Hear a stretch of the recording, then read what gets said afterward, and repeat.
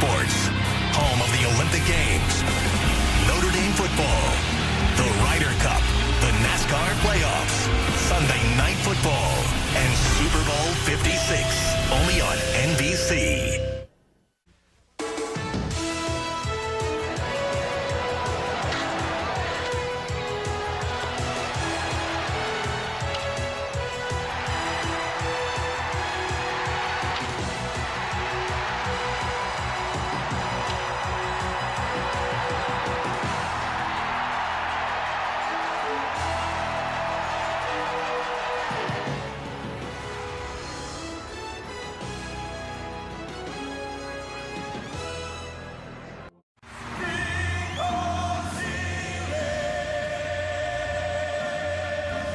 Back in the early 80s, I met a young, energetic powerhouse of a singer named Guy Penrod.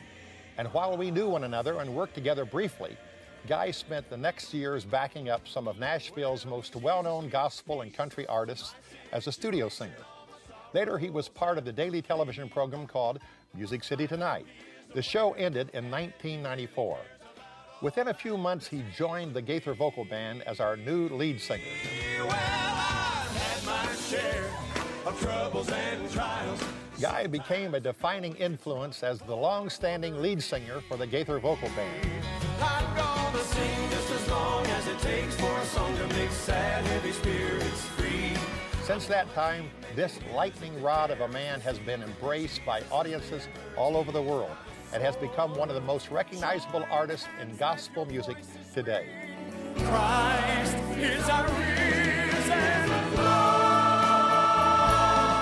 His spirit and energy on stage, his kindness and sincerity off stage are qualities that set Guy Penrod apart, more than just a great singer. He's a great man. And now, for the first time ever, we are going to find out what makes this 6'3" cowboy tick. Join me in a wonderful journey into the heart and life of Guy Penrod. Well, I woke up Monday morning and I walked out on the lawn. My eyes were barely open and my mouth began to yawn. Picked up the daily paper, every single headline said that this whole world is full of trouble and I wished I'd stayed in bed. Sometimes the bad that's going on's enough to bring you down. Turned on my television and began to flip on through all 100 channels, HBO and pay-per-view. Not one message had a meaning that was good in any way. Just before I wrote the whole world off, I heard my father say, don't forget what I have promised, you can overcome it all. I'll spread this talk all over town about the peace and joy I found in you. Good news, good news. This story is about to break, and blessed are the feet that take the truth. Good news. I'm slipping on my dancing shoes, 'cause I've got good news.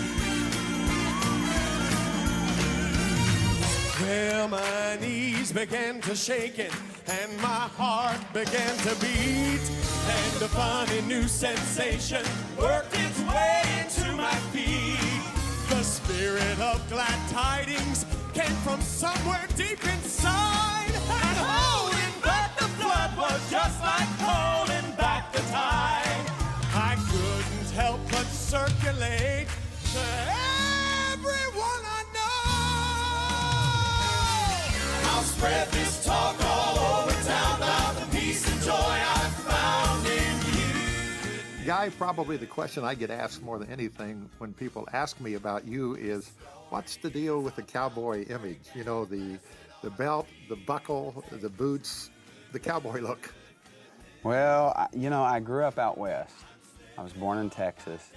And so all Texans kind of have to be cowboys at some point in their life, I guess. But I had a real, honest-to-goodness cowboy for a granddad. My mom's dad grew up in New Mexico, and He was always dressing like a cowboy. He wore those yoked things all the time, you know, to church and everything, bolo ties and string ties and all that. And I was named after him. And he was a real influence in my life. And I always, growing up, you know, I think every little boy has a desire to be a cowboy at some level. And it was just a great opportunity to do whatever I wanted to. And you gave me the advice that I kind of needed to have some kind of look that was different. You remember that? And, Yeah. And we ran across those coats, those real long coats, and you said, hey, that was your idea.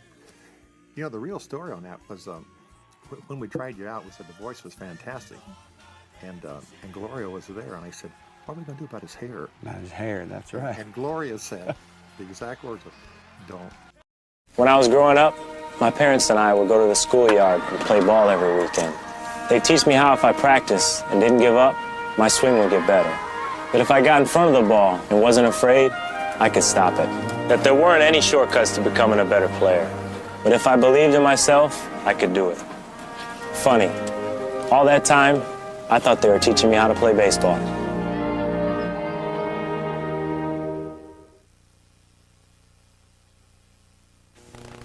A message from Major League Baseball.